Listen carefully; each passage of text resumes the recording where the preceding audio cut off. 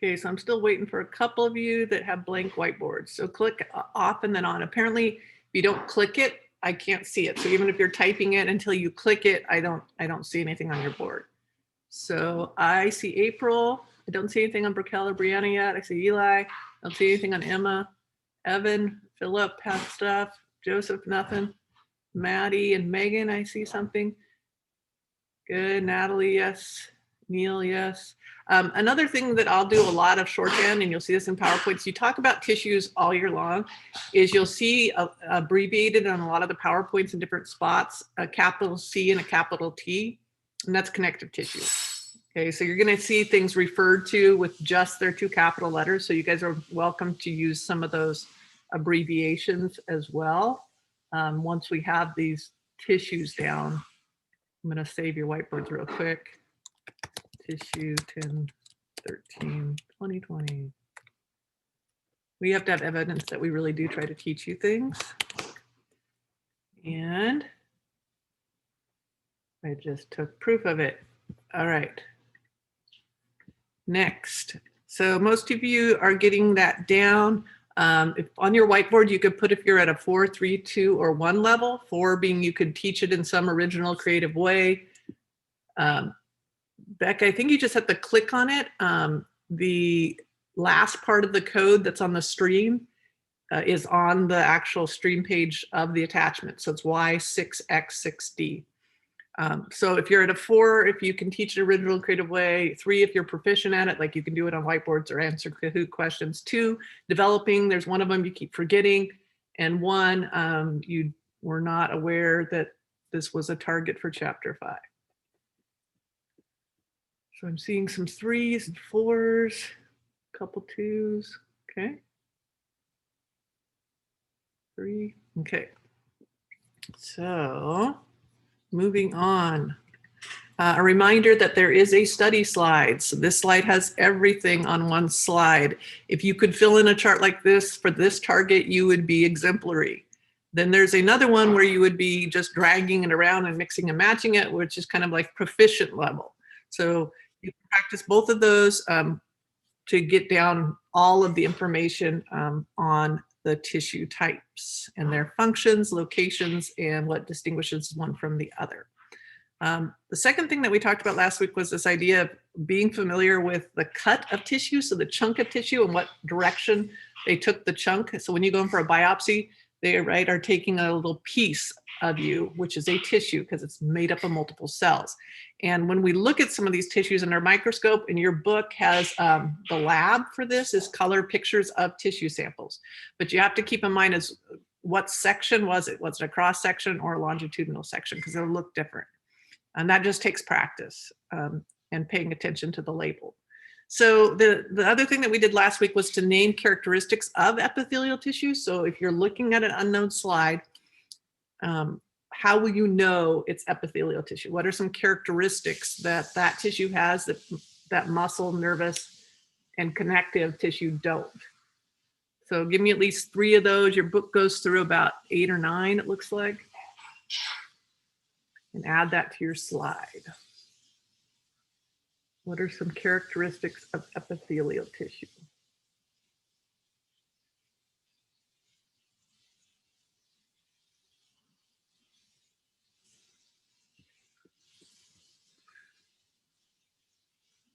I see a fish and a smiley face and a sailboat. Okay, good. Now I see Maddie has some real ones. Good. Good, Lauren. Grace, good. Some of these are really important for functions that we're going to talk about, right? So I see some of you putting no blood, avascular, which means they have to get all their nutrients through diffusion. And if you get too far away, those cells are dead, like in the skin. Once we get to the top of the skin, the cells don't have the ability to even get nutrition. And so they slowly fill with a protein called keratin and die. Good. I see someone else with tightly packed cells. Yes, so highly cellular. When we look at connective tissue, like especially bone tissue, there's hardly any cells. They're just kind of dotting it throughout. But this is like layers and layers of tightly packed cells in epithelium. Okay, I see acts as a barrier, secretes things, yes, and absorbs.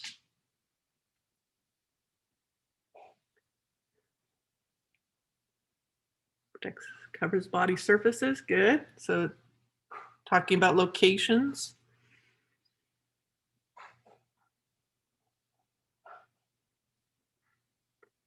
Widespread, yes, this is throughout your body. It's all over, it's what your skin is epithelial tissue, and then anything that's lining a blood vessel, anything that's lining an organ, all of those are also epithelial tissues. Raquel, I'm not seeing anything on your whiteboard yet.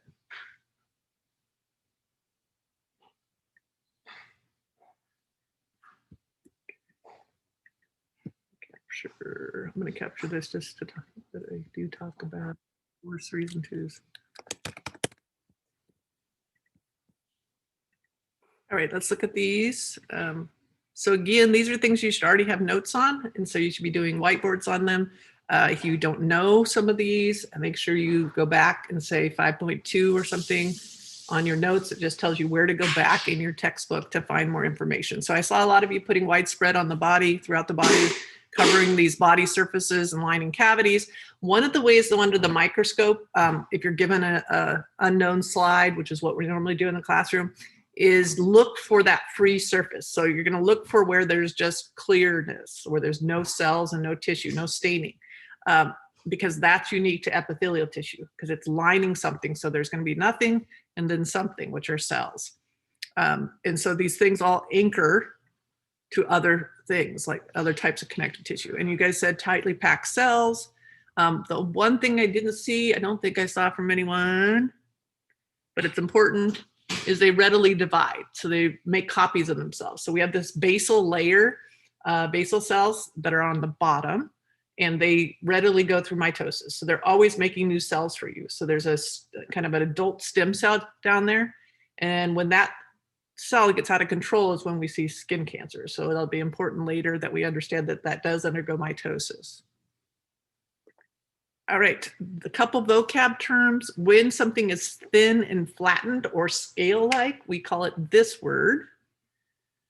This is going to talk again about epithelial tissues in terms of what the cells themselves look like. And then we're going to talk about how in your skin, for the integumentary system, the cells are in layers. So those layers have different cells and different shapes that are characteristic for that cell as it moves up and then gets sloughed off your body. So you're constantly shedding dead epithelial cells everywhere. And as they move up, they die, they fill with keratin, and they flatten out and then come off. And that takes about 30 to 40 days. Good, I see Maddie. And Emma, good. April. Still waiting for a couple of you up there that have blank whiteboards.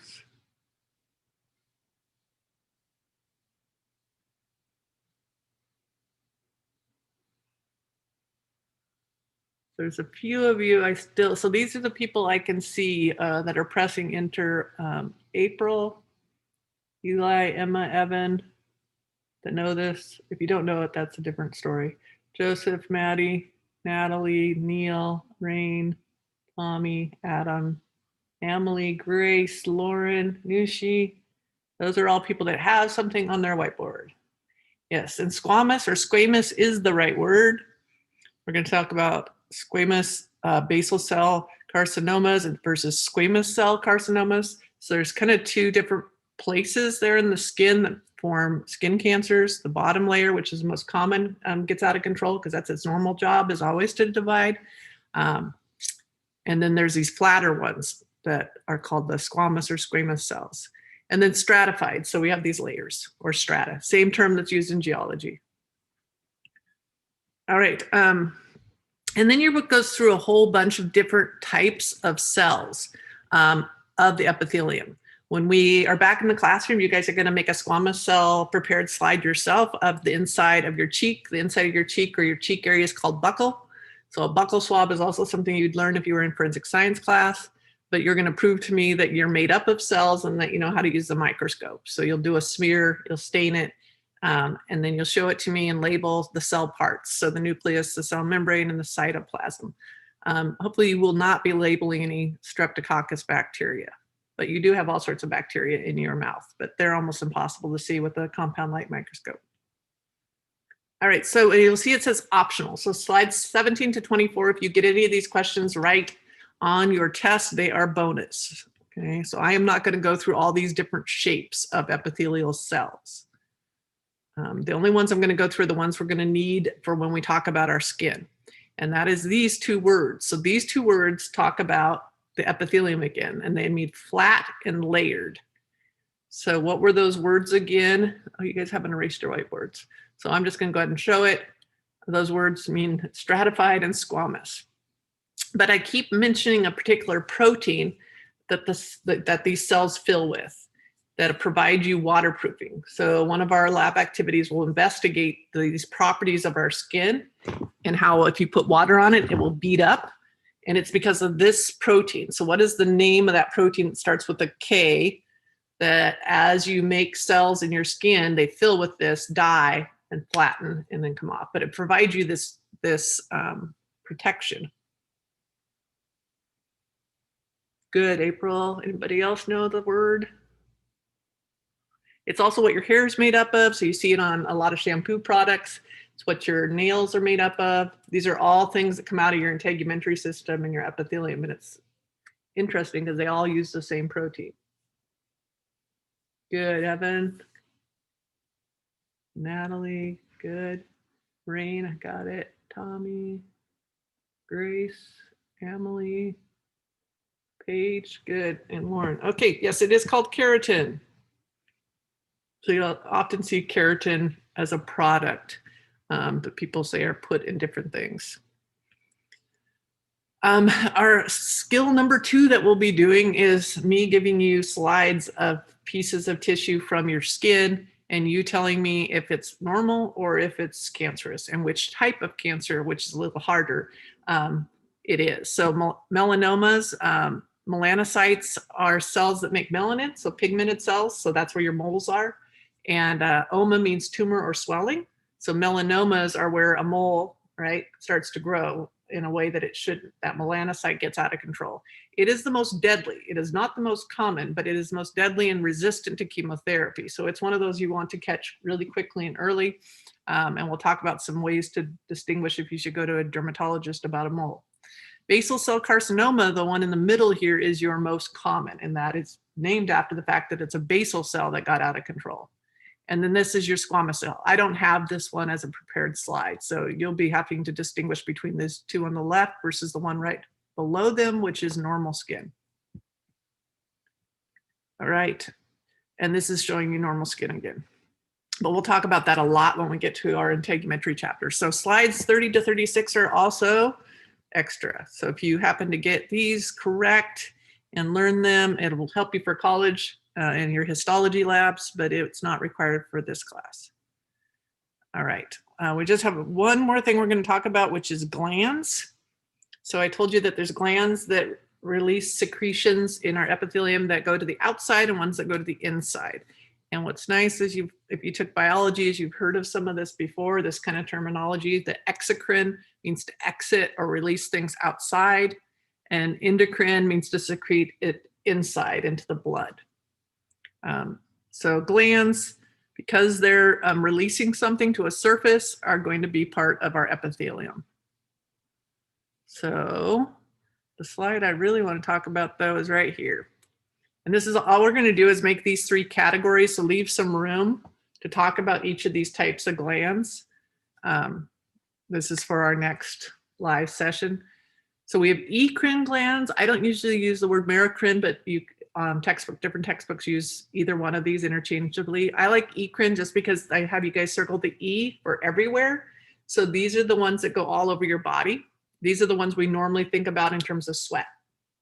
So these are the ones that are releasing that kind of fluid, watery fluid onto you, okay? Versus apocrine, I have you circle the A, which is for A regions. So these are found only in your armpits, your anus, and the areola, or the pigmented part of your breast. So it's found in those 3 A regions. And then sebaceous glands are also called holocrine, and those are sebum. They're oily glands. So they're secreting right onto the hair follicle to keep it moist and waterproof. And it's got other antimicrobial properties. All right, we are going to stop there though. So we'll pick up with this gland section, and then we'll move on to connective tissue next live session.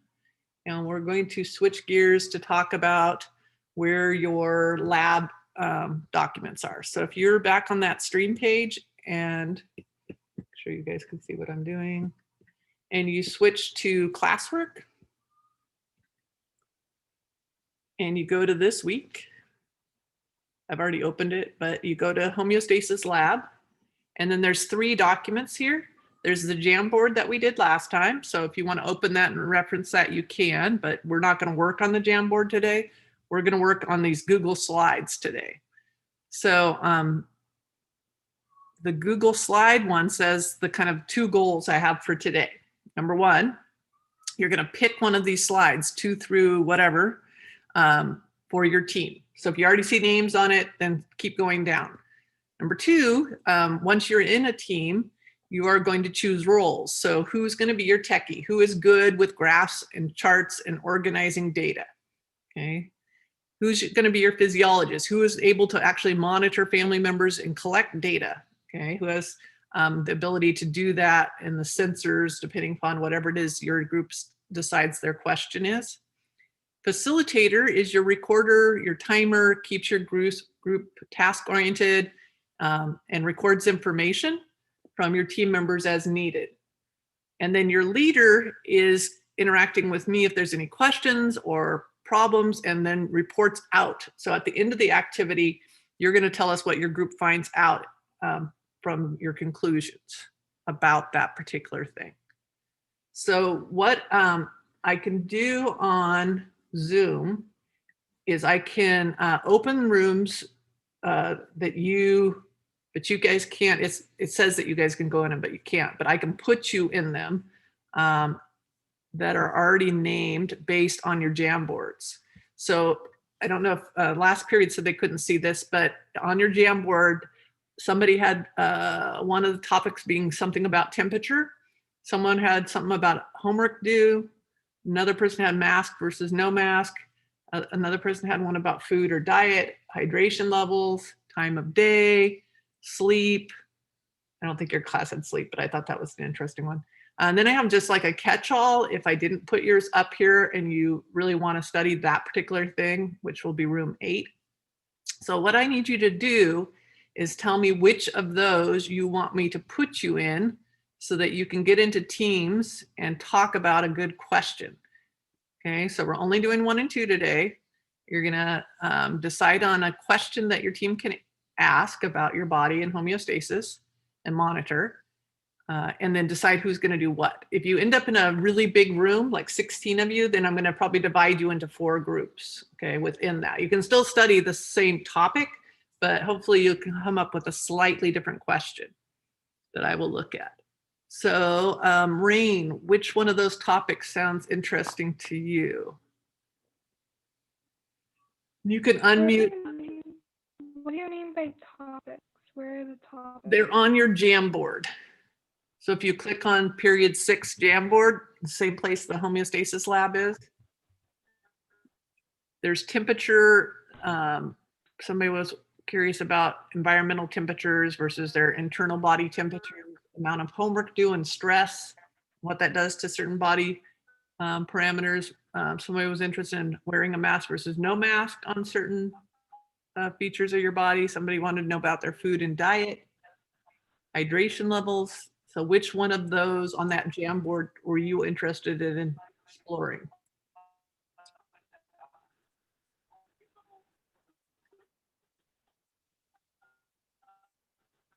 I'll come back to her, Rain. Katie? Heart rate? Heart rate with what? So you're going to monitor heart rate in response to what thing? lost her. Okay, back to Rain. Sorry, it cut out for a second. It's okay. What did you say? Which of these rooms do you want to be put in? Which topic? Heart rate. So heart rate and what though? Heart rate's your dependent variable. Which thing is going to make your heart rate change? And your like fluids. Like Fluids, how much hydration water- levels? Okay. Becca?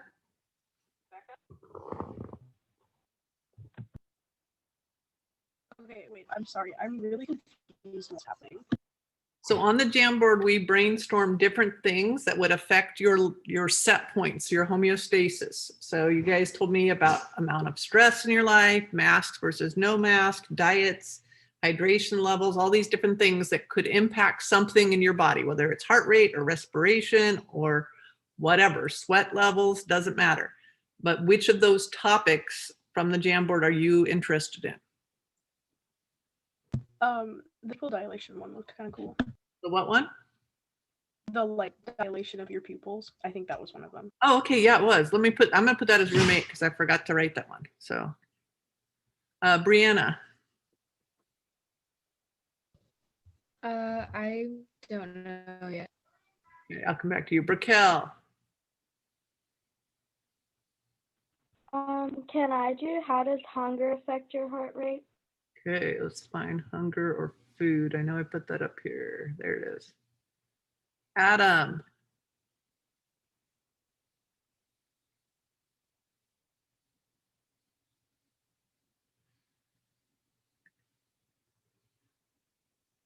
Emily. Temperature. Okay.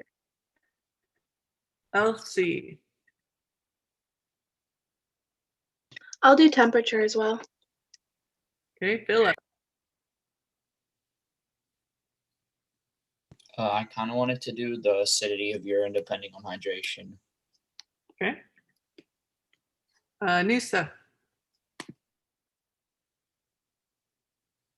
I want to do temperature depending on the time of day. Okay. I'm gonna do time of day for that one. Vanessa. I would do temperature. Okay, April.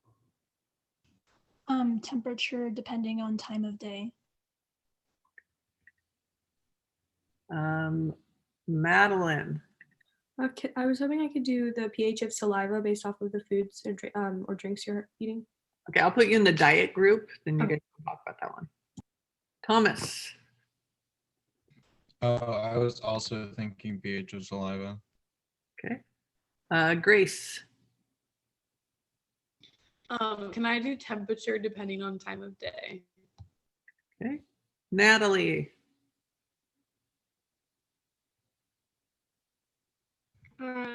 Temperature depending on time of day. Okay. Joseph. Temperature. Okay. Megan.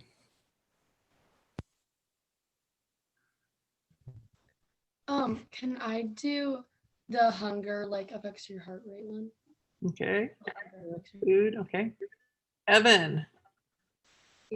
I like to how masks affect your airflow. Okay. Eli. Can I do temperature and time of day, please? Okay. Paige. Can I do something like hours of sleep versus amount of stressors? Okay. Let's see.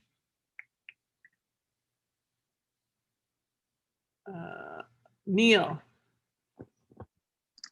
Can I do something like temperature and the time of day? Okay. Lauren. Can I do acidity of urine? Okay, let's see. Let's try that one. Austin. Also, I'll do temperature versus time of day. Okay, Emma. Blood oxygen, mask versus without a mask. Adam.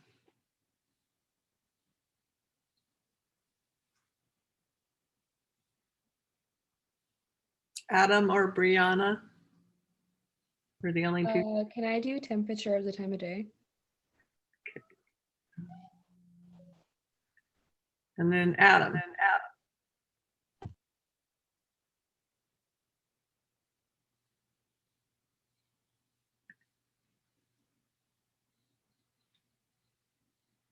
Put you in sleep.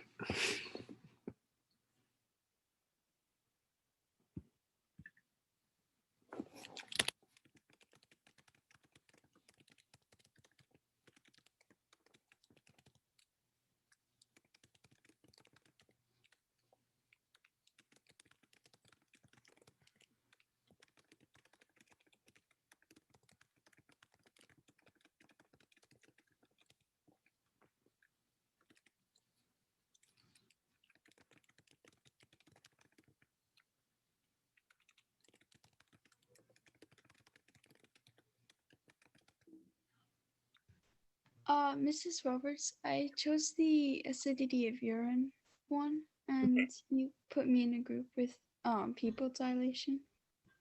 I don't see that one as a thing. Like I don't see, there's not a separate room for it.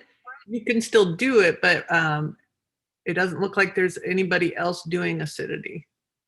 Is there one for pain tolerance? No, I don't see that one either. The only ones I have are the amount of, wait, that has 0. Mask versus no mask, sleep, and I don't know, whatever, I think the one you were just in, room, it says roommate. Can I do sleep, please? Yeah. All right, I'm gonna go see.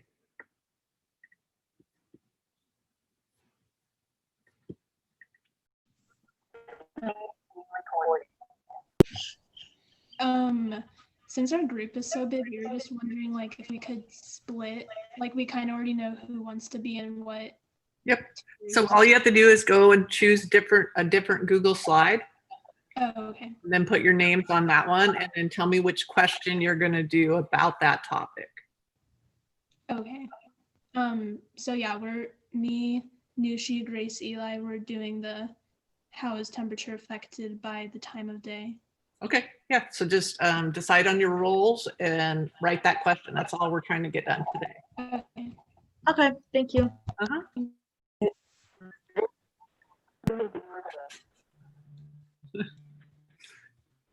Okay, I saw you guys had a question. Yeah, so we like, we all like, two of us, like, between Madeline and the sitting, then me and Megan have like what we chose, so we all supposed to pick one together. Are we doing it like separately or because they're different like responses? I can only, whoa, I can only hear, oh, my sound's bad too. Can you hear me? Yes. Okay, I can explain. We have the same Okay. here. So like we have two different like experiments going on. So like Brickell and Megan have one, and then me and Tommy have another one. So we were a little confused if like we're supposed to like work in groups of 2 or if we're like supposed to somehow. You can work in groups of 2, just pick a different slide. So what you're doing today is picking your slide with your partner then and write both your names on that and then tell me what question you're gonna do. So what question are you guys, like how are you phrasing your question? So we're doing how consumption of different food and drinks impacts pH of saliva, and they're doing how hunger impacts heart rate. Okay. Yeah. So just write that out and then kind of tell me who's going to do what roles, since you're going to have to take on more